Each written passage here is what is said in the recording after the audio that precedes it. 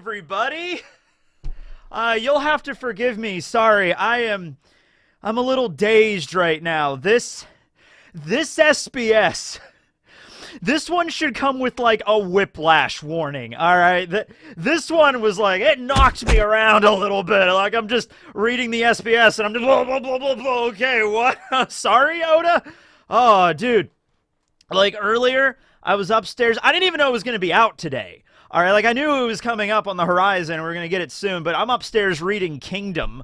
Just finished the Coalition arc on that. Just finished the Kyokai Revenge arc. So we're making good progress on Kingdom. But then I go and I see Artor posting the SBS on his Twitter. By the way, go check it out here and the links to his website down below.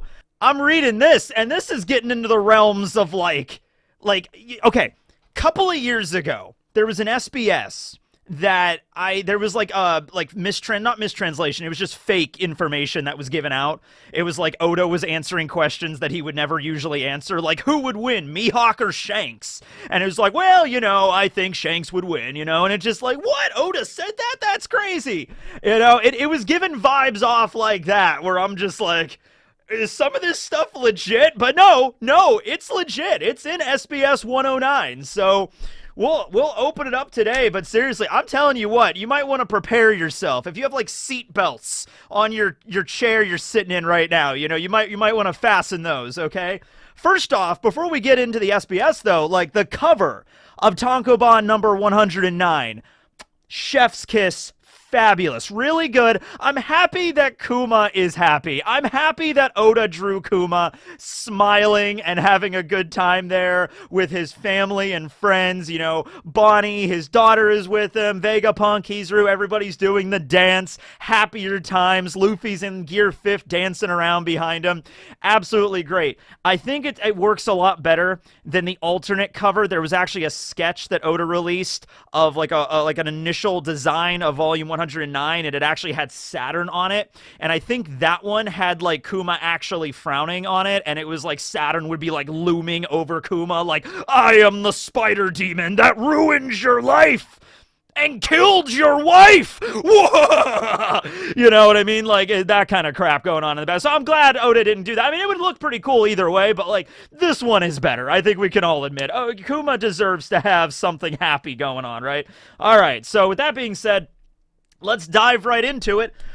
Hey, do you remember that Warlord that Ace beat? It was mentioned in Chapter 1100 as part of the stipulations for Bonney's treatment, or Vegapunk to perform Bonney's treatment. Once Saturn found out about it, he was like, hey, there was a Warlord that was defeated a little while ago by Porcus D. Ace, this really strong pirate, and we were wondering if Kuma could actually take his spot. Now, a lot of people, I remember when that chapter came out, because that wasn't that long ago, right?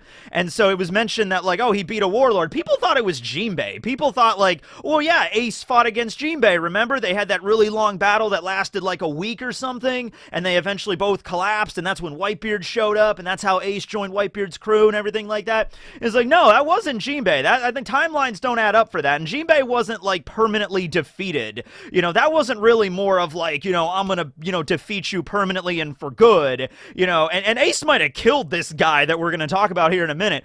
I don't think he did, actually, because Oda has a whole design for him, but it wasn't Jinbei. No, it was the Warlord Hanafuda. Right? Look at this design for this dude. You know, when I saw the question, I thought like, oh, I know what Oda's gonna do on this one, because Oda's gonna draw like a little doodle of this Warlord guy, like a dorky little doodle that's like, you know, he has a giant bobblehead or something, and like that's the guy Ace beat. You know, no, there's a whole design on this son of a bitch. So I'm thinking like, all right, I don't think this guy's dead. I don't even know if this guy, man marked by flames right here. I don't know. But it's a little weird for Oda to reveal the guy in an SBS, so I don't think he is the man marked by flames, because that's kind of like a rather significant thing to reveal in an SBS. Rather, it seems like, I imagine Oda, you know, a lot of stuff hits the cutting room floor, as it were, in One Piece. I'm sure Oda, in his journals and in his, like, you know, files and everything like that, in his notebooks, he has a bunch of really cool designs for characters that he just never got to use or were repurposed into other characters later. This might have been one of them. Maybe Oda. And Oda is also very thorough with his story, you know, like when we were in Totland, remember that? It was like, you know, 35, 36 islands and 87 members of the family, and Oda depicted and drew every single one, at least in sketch art. We didn't get to see every single one in the story, or if we did, they were all in the background, but Oda drew every single member of the Charlotte family, okay? So this seems like something Oda would do. It's just like, oh no, there was a warlord guy, his name is Hanafuda. Hanafuda is that card game. You ever watch Summer Wars? I don't know if that was the reference I had, but Summer Wars is an awesome movie. You should go watch it. Hanafuda is a card game. That's what he's named after, right? And his whole thing, his whole shtick as a warlord was that he would go around and collect really strong ancient zone users. All right, so I know what you're thinking. This is sounding like suspiciously similar to Kaido's whole thing. Now, Kaido wasn't just for ancient zones. All of the Tobi-Roppo had ancient zones. He was more about just zones in general, so much that he contracted Caesar Clown to make the artificial zones, the smiles, and those were, you know, the gifters and the headliners had those powers and everything like that. And of course, once you started getting into the higher echelon of Kaido's crew, you know, you had Kaido himself having a mythical zone, Yamato having a mythical zone, all the, you know, the Calamities had ancient zones, Tobi-Roppo ancient zones, all that kind of stuff. There was a lot of mythical zones in Wano, you know, everything like that, like Yukimaru and stuff like that. Okay, so this seems like a very similar kind of character, but then again, I mean, like, I'm sure there's a lot of people in One Piece that once they get really strong, they're like, I have an idea, I'm gonna collect a really bunch of strong Devil Fruit users, and I'll make my crew out of them, you know? And, unfortunately, you know, it's honestly probably a good thing that Ace defeated Hanafuda ultimately, okay, and Kuma was the one that took Hanafuda's position, because that was actually a court case against Hanafuda. Kaido was taking him to court. It looked like it was gonna drag on for a while, but Kaido was clearly going to win. It was one of those situations, you know? Kaido's just like, you know, this warlord is infringing on my copyright. I am the pirate that's supposed to be amassing a bunch of zone users. He's infringing on my territory, you know, there's a whole copyright thing going on here. And so, you know, there were lawyers involved, and there was a lot of paperwork and everything like that, and Hanafuda was in the middle of all that when Ace burst into his front door and lit him on fire or something like that. Oh, dude, that would have been an epic as hell fight. Absolutely insane, I'm sure. And I think Ace was still a member of just the Spade Pirates when this was going on, right? And so, yeah, that would have been a wild fight, and maybe we'll get to see it at some point. I mean, Oda went to the trouble of drawing the guy, so it's like, yeah, we probably will see him in a flashback at some point. Oda has the design. It's not just like some goofy, silly kind of parody design. He looks badass. Like, I kind of want this guy to be, like, show up and have a relevant role in the story now, right?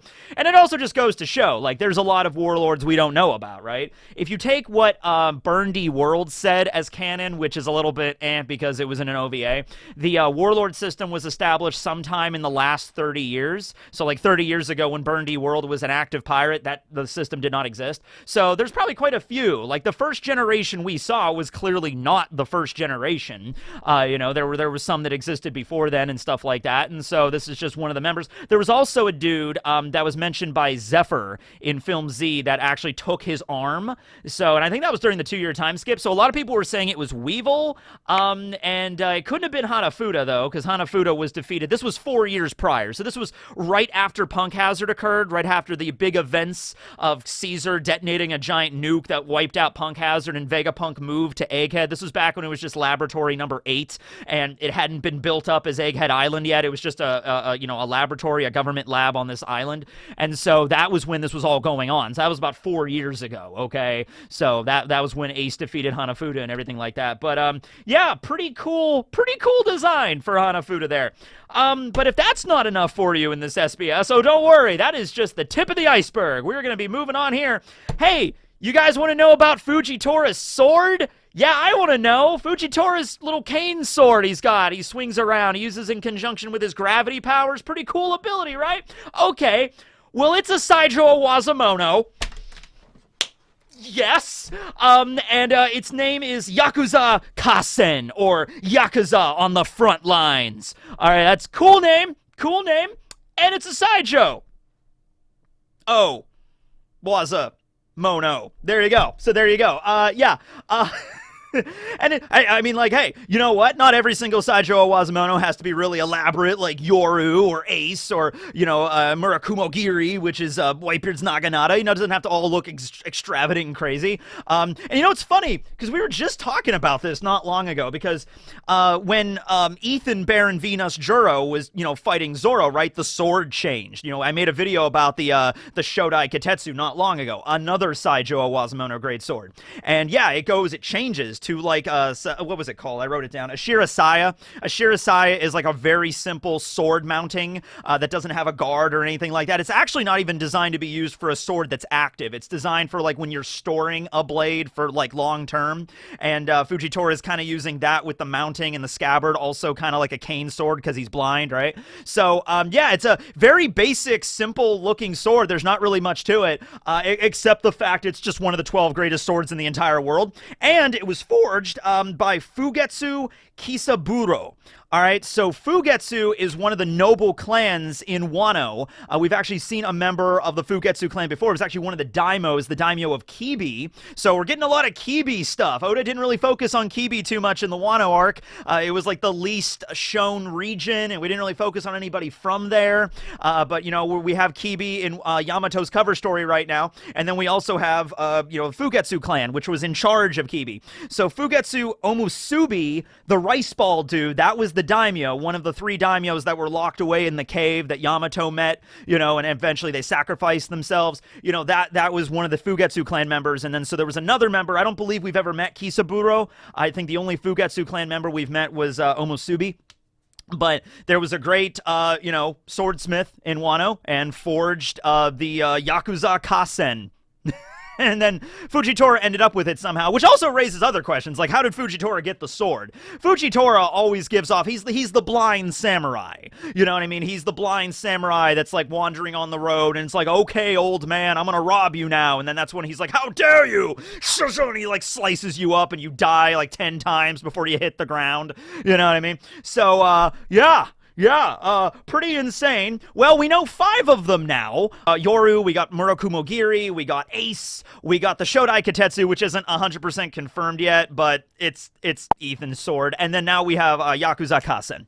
So I think this also might be coming about from Oda maybe realizing that, like, oh shit, we're in the final saga, and I haven't really revealed even half of these Saijo swords yet. There's a lot. There's like the 21 Owazumono, there's the 50 Ryu-Wazumono, or Ryo-Wazumono, and then there's an undetermined number of Wazumonos, like just the base level. So we're probably not going to reveal all of those. I don't think we're going to learn all 21 Owazumono, but there's just 12 of the Saijo. Just 12 Saijo. I think Oda is like, all right, I can reveal 12 weapons, all right? But we're not even halfway there yet, and we still, the story left, but we're in the final saga, so we should probably be moving this along, you know what I mean? So we got 5 of them. We got 5. We're almost halfway there, okay?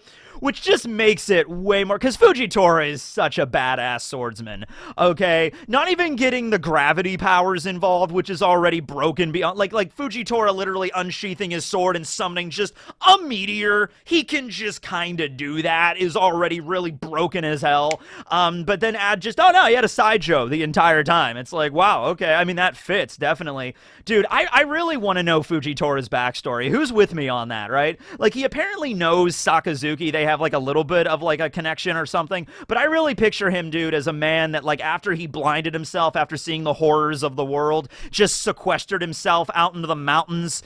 Like I said, I'm watching Kingdom or reading a lot of Kingdom right now, so he's Hoken basically, but he's out in the mountains and he's just like, I have lost sight of the world, I will now train in the mountains in the art of Bushin, whatever.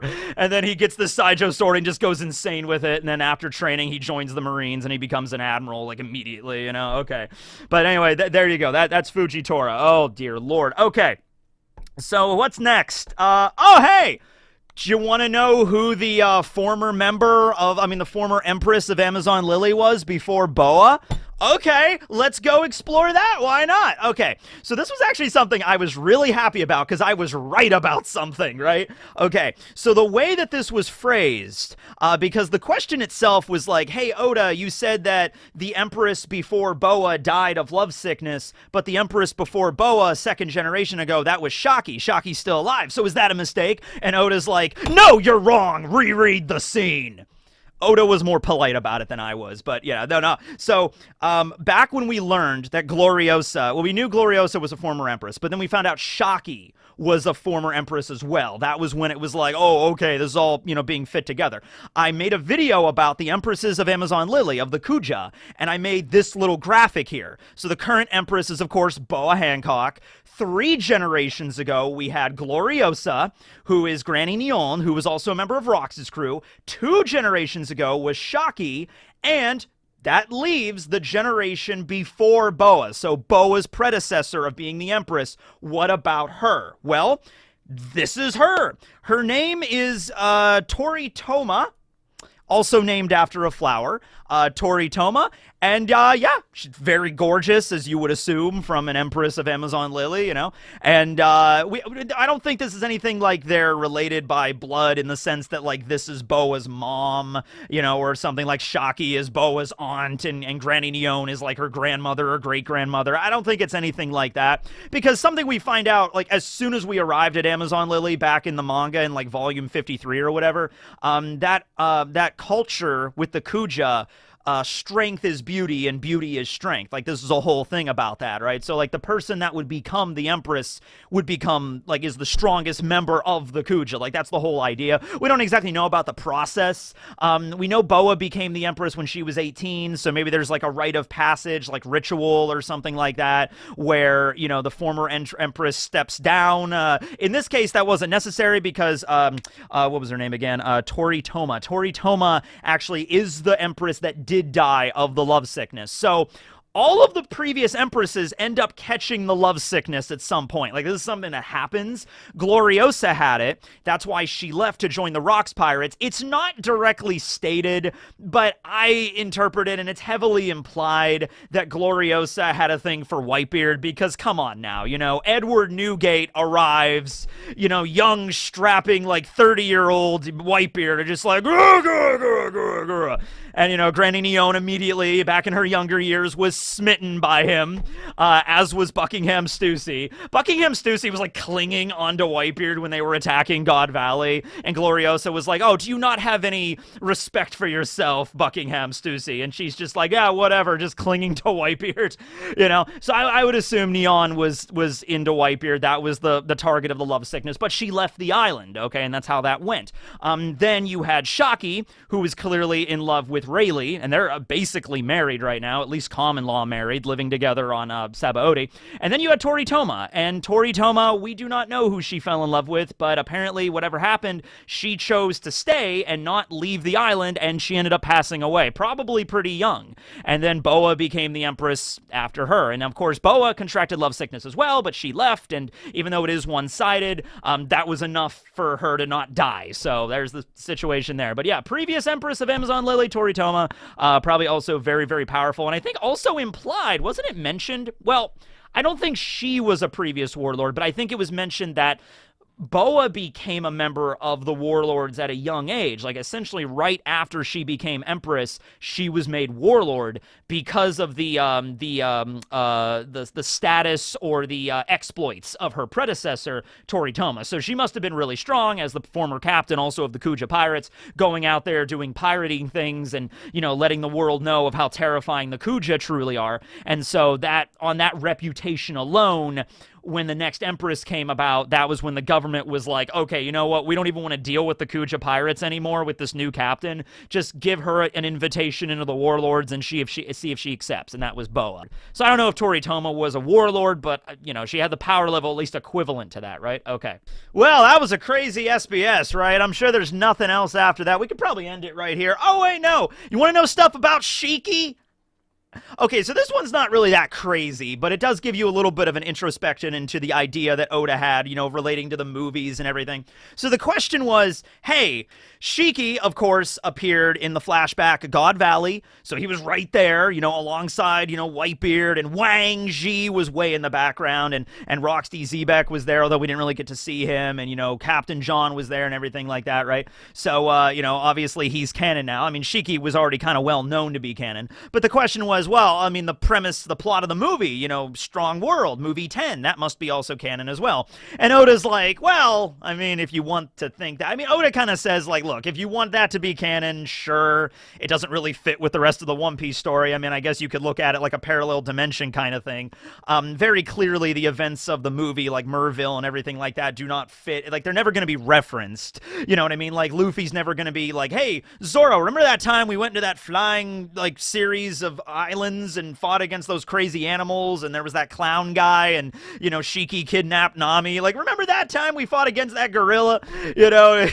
Just like, oh, no, I don't remember that.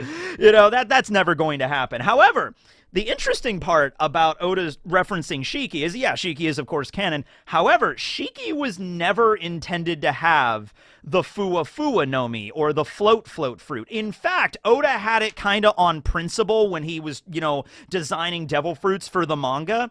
I'm not going to just give somebody a flying devil fruit. Like, now, obviously, there are fruits that allow flight, but Oda is referring to, like, unlimited flight. Like, you could just fly wherever you want at any time with no downsides or no, former stipulations or something like that, like downsides, right? So, yeah, there's a lot of devil fruits that are, like, you turn you into birds, you like, even Marco has a, mythical zone that allows him to fly around in places like that. Buffalo has the spin fruit. He can fly around. Pell, obviously. Kaido could turn into a dragon, but he wasn't able to fly just anywhere he wanted. He created clouds, and he had to step on the clouds or use the clouds to support him. If you actually look at every single flying fruit, with the exception of Shiki's, which was designed for a movie, every flying fruit has a very specific, like, downside to it. Doflamingo has the ability to fly, but only when there's clouds. He can run his strings through clouds, and he can pull himself from the cloud to cloud, because clouds are kind of like solid in the One Piece world with the pyrobrine shit and everything, right? So, even with that, Buggy can fly around too, but very crucially, there's a range, and his feet have to stay on the ground. So, that's actually something in the live action they did kind of mess up, because you actually see a scene in the live action where Buggy's foot, like, slams into, like, Zoro, and it's like he shouldn't be able to do that, but it's live action, it's a different continuity, right? So, yeah, there's always these stipulations to it, and the Oda's like, well, if it's a pirate manga, it's a series about, traveling on the high seas. If I just give somebody a devil fruit with the ability to, like, I could fly over here and fly over here and fly over here with absolutely no downsides or any way to stop that, then, it kind of breaks the system a little bit. However, Oda does say now, because that fruit was in the movie, Shiki had it in the movie, and at the time, Oda was like, well, it's a movie, so whatever, yeah, give him the flying fruit, I'm never going to use it. But now he's in a little bit of a pickle, because so many people associate the flying fruit with Shiki. Right? Everybody looks at Shiki and like, yeah, he has the ability to fly. That's his power, right? And so Oda in his kind of weird, like, reverse retcon, reverse canon kind of nonsense is like, you know what? Yeah, he has that ability. I wouldn't have normally given it to him. It's in the movie, and I want Shiki to be canon. I want him to be relevant to the story, so, like, yeah, fine, he has it. I guess it's easier than Oda, like, because if Shiki does show up in the story, like, as he is right now, he shows up, but he doesn't have the Fuwa-Fuwa Nomi, that might be confusing for some people, or he has a different devil fruit altogether, that might be weird, so I think Oda is just like, okay, fine, he has it. It's something interesting about Shiki that I always misinterpreted by his power. And it might be right, it might be wrong, we don't really know. But Shiki very crucially mentions he can only make objects fly or float. Like he touches, like Zoro's, like, dumbbell in that scene, and it just floats around, and then he drops it, and Zoro grabs it, right? So he can't make organic things fly. He mentions he can make himself fly, but that's it. And it's like, oh, okay, well, that makes sense, because he's the user of the fruit, so maybe he's the exemption from the organic rule. No, it actually might be because he lost his legs. He cut off his legs to get out of Impel Down, and then he stabbed his swords into his legs to make, like, the peg legs, right? The sword legs. He might be actually making the swords float, and that's what's making him fly around. So maybe when he does finally show up in the story, which Oda, I mean, we already saw him in the flashback, so he's going to pop in at some point, probably was the dude drinking sake with Crocus back in that one cover spread. But it's like, yeah, when he finally shows up, that might be a limitation to his fruit. He's like, oh, I can't make organic things float, not even myself. I'm making my swords float, which actually makes it like if you can get rid of his like sword legs, he might not be able to float anymore. That might be an interesting way to balance the fruit out, so we'll see how that goes. But yeah, some stuff about Shiki. Very interesting stuff there. Hey, you want to know how the Cypher Pull became Cypher Pull 0? You want to know that little story? Well, come on down. Come sit on Barry's lap, and he'll tell us all about it. Come on, Uncle Barry. Tell us about the time that Rob Lucci and Kaku decided to join Cypher Pull 0. Yeah, okay, I got it. Okay, so at the end of the Cypher Pull 9 independent report, which I've gone over so many times, I'm not going to do it again. There's a bunch of videos where I go over it. They leave apparently because they're like leaving the government. They say, you know, one day we shall return, but I'm out of here now. So that kind of set it up like Lucci is like done with the government. Like we're going to go away and you're not going to see us. Next time you see us, we're going to come for you, right? At the same time, Spandine, who is Spandum's father, who was the former leader of Cypher Pull 9 back during the O'Hara incident, shows up to see his son in the hospital. After the events of Eni's Lobby, you know, Spandum's all slapped up and, you know, he's all swollen and broken bones and everything, and he's in the hospital. And his dad shows up, and his dad's, like, stroking his beard, and he's like, "It's okay, son. I have a dastardly plan in ploy. Are you in?" And, of course, Spandum is just like, "Yeah, Dad, let's kick their ass." Okay, so here's the deal.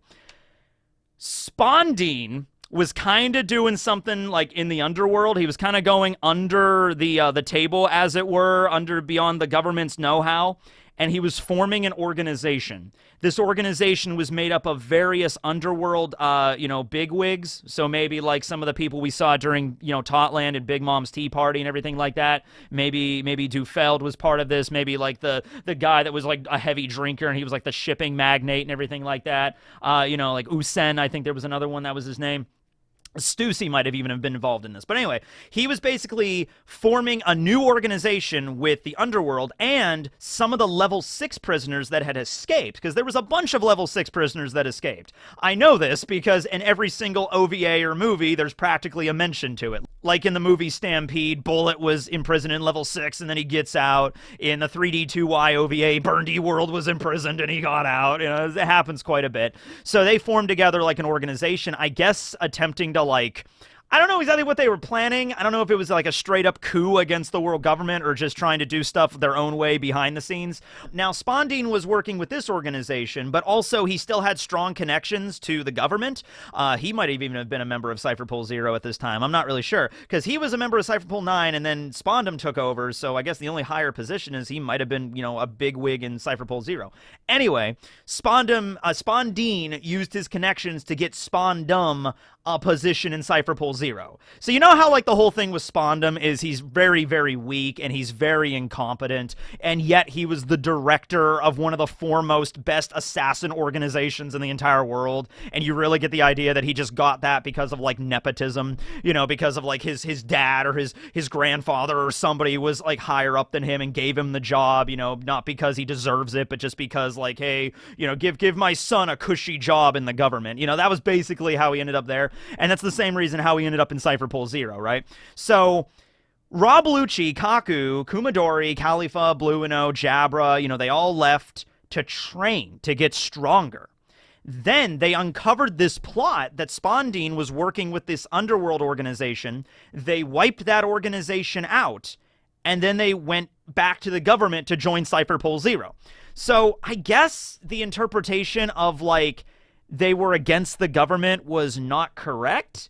But if you read the Cypher Pull 9 independent report, you kind of get that vibe, the idea that like, hey, the government kind of screwed us over with that Buster call, and Lucci almost died. And you also get the idea that Cypher Pull 9 is they're the only family they've ever known. So you see how they operate when they're not like on the government clock or whatever. And then they beat up Very Good, that Marine captain with the Berry Nomi. They beat that guy up, and then they stole a boat, and then they sailed away. And it's like, you get the impression that they're done. You get the impression that, like, we're done with the government. You'll see us one more time, but when we're knocking on your door in the middle of the night to kick your ass. But you don't get the impression that, like, okay, guys, let's go and train and then come back and then rejoin the government that almost killed us all. That's a little bit weird. There might be more to this. Like, that's the story of how they ended up joining Cypher Pull Zero. And then Spandine is still in Cypher Pull Zero, and he's incompetent. And he basically just becomes Lucci's, like, assistant. Just like, go fetch me water. And Spandine's like, okay. You know, like, that's basically where they're at right now, right? So, yeah, Spandine is Lucci's assistant. And Spandine is most likely dead or captured, and that's how they join Cypher Pull Zero. And that goes for, like, all of them, because we saw them during, when we went back to the Reverie, we saw, like, Fukuro and Blue and O and everybody were a member and everything like that. We saw Kalifa in Film Red as well as Blue and O. They're still members of Cypher Pull Zero, so they're all there. I guess Nero died. Nero is officially dead. Oh, but speaking of Kalifa, there's an SBS question involving her that we could tackle right now. Not a major one. This is actually the first one that's not that shocking. But we all know Kalifa, right? You know, here she is in a sexy swimsuit cover thing. Okay, anyway, I was going to use that as one of the thumbnail, and I was just like, Kalifa really has nothing to do with this, but she's sexy, so, okay. Anyway, Alpha, the nurse, the sexy nurse that was in the Sorbet Kingdom that was ripping up all of Kuma's letters and was, like, horrible to Bonney and everything like that. Yeah, turns out she is actually Kalifa's little sister. So that wasn't really much of a big shocker because we knew that Lashki, who was another previous member of Cypher Pull 9 during the O'Hara incident, was Kalifa's dad. So, that was a weird way I said that, dad. So, yeah, Kalifa and Alpha's dad is Lashki. And it's a little unusual because most of the Cypher Pull agents are like orphans. Like, the government takes orphans off the street and trains them to be super spies and soldiers and stuff, and they have no family, so there's no connections.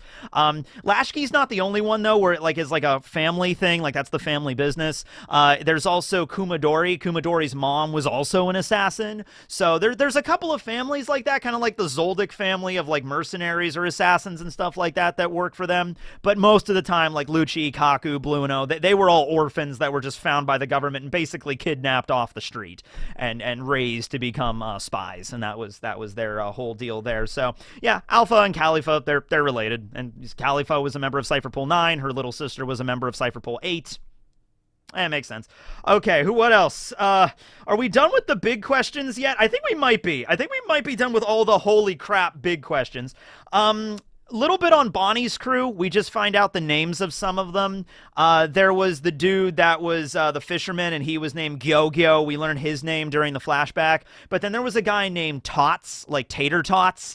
They're all named after food or like potato products and stuff like that. The guy named Tots, we didn't actually know what he looked like, which one it was. It was the dude that had the mohawk. So the two people that, like, they were beating up Kuma, and then Ginny came over and, like, saved Kuma, and they beat him on the head, and then Kuma removed their pain with his paw powers. That's Gyo-Gyo and Tots. Okay, and so they were members of Bonney's crew. They have since been captured when Akainu captured Bonney at the end of right before the time skip at the end of part 1 of One Piece. We don't know where they ended up, probably Impel Down. Hopefully they're still alive and they'll be reunited with Bonney someday, but that's just something about her. We also learn a little bit about some limitations for Bonney's ability and for Kuma's ability. Bonney's ability, just to kind of clarify this, and I saw a couple of people talking about this, but it's obvious, like, you couldn't use the Toshi no Mi like this. Could you just use the age fruit to never die? You know, just use the powers to stay forever young, and, you know, you don't have to worry about aging or dying ever. And Oda reveals that, like, no, you can't use it that way. You can temporarily go back in time, but you will eventually revert back to the age you were before the power was used on you, okay? Now, with Bonney being the user of the fruit, she might be able to stay in her form, you know, her adult form or her old lady form a little bit longer, and she's trained with it, obviously. But when we saw, like, with Vegapunk and, you know, other characters, like when she aged up Luffy and Jinbei, she aged Luffy into an old man, and then Jinbei into a little kid, and then Chopper into an old man. That didn't last for very long. The effects do wear off eventually. So you can't just game the system by, like, perpetually making yourself younger. You will eventually age and die. It's not the immortality fruit, unfortunately. With Kuma's fruit, the Pawpaw fruit, the limitation of Kuma can only transport places or send himself or other people places that he has been before. 64 has been added, okay? Now, Kuma has traveled around the world quite a bit. That's what he kind of did to go and find a doctor that could save Bonney with the sapphire scale ailment and everything like that. So Kuma went to that. She actually did see the scenes, and I remember even mentioning this when I was reviewing those chapters. Like, he went to Weatheria, he went to the Bowman Islands, he went to Tequila Wolf. Like, he's been to all these locations, so maybe that was Oda setting up, like, he can only send people to places he's been before, which makes sense. You know what I mean? I mean, maybe Kuma has the ability to, like, I will send this pen exactly 27 miles north by northwest, and then just gets sent flying. Maybe he could just pick out a random direction and a random distance and just go. But maybe no, he has to actually be there in order to make it work, okay? Oh, by the way, since we're talking about that, the question got brought up, why didn't Kuma go to Drum Island? Why didn't he meet Dr. Kureha or somebody that could maybe help, you know, Bonney with her ailment? Maybe he just never learned about Kureha or something like that. I mean, it's a little strange because Drum is well known for their medical knowledge, or maybe he did go there, we just didn't see it, and Kureha could not help Bonney. Because remember, the treatment that Vegapunk eventually used, which might have been in fact the only treatment that was viable for Sapphire Scale, was a stem cell transplant. Now, Kureha is an amazing doctor when it comes to, like, making medicines and, like, you know, treating diseases and stuff like that, but this is the kind of stuff that can only be feasible in a future land like Egghead. Even if Kuma met Kureha might have been like, she might have known what Sapphire Scales were, but she was just like, I have no idea how to, like, there's no cure for this as far as I'm concerned. And that might have made Kuma even more dejected because Kureha is, like, the best doctor in the world, and she's, like, 140-some years old. It's like, oh, man, even she couldn't find a cure for this. Okay. And my only hope left was going to Vegapunk. And Vegapunk did have the cure, right? So, yeah, there was that. But I think that's all of the really crazy important ones and all the ones I wanted to cover. There's a couple more, like, joke questions that Oda throws out there as usual. I didn't really cover those this time because there was so many other really important ones, but like I said, go check out Artor's Twitter and his website, Library of Ohara, where he has translations and he goes into a little bit more detail with each one of these. Thank you, Artor, as always. But yeah, I think we actually tackled every single major one of these. Ace and Hanafuda, Fujitora's sword, Yakuza Kasen, the former Empress of Amazon Lily, Toritoma, the Cypher Pole backstory, Spandam and Spandine's thing, Alpha Kalifa, Bonney's crew, the Pawpaw Fruit, Toshi, Shiki stuff. Yeah, okay. So, and you know what's crazy? I mean, like, this is 109, obviously, and we covered a lot of stuff. Like, 109 was a lot of Kuma's backstory stuff, but, like, dude, from this point moving onward, Oda might, like, every SBS might be stacked to the brim like this. Like, it really might be. Because, like, Final Saga, and maybe Oda's like, well, there might be a couple of things that I couldn't fit in this story up until now or I never mentioned. Like, I don't know, like, every SBS or so, I'm going to reveal a new Saijo Owazamono sword. You know, by the way, you never knew this, but, you know, Momonga's sword? That's a Saijo Owazamono right there. Yep. Like, I really like Momonga. Come on, more Momonga in One Piece, always. Well, anyway, that's the video. Thanks for watching, everybody. Really intense stuff. Perfect for break week, too, because, you know, there's no One Piece this week coming up. So, yeah, good filler for that. Thanks for watching, everybody. Let me know down below what you thought about this, and this will be Teching, going to the end screen, signing out.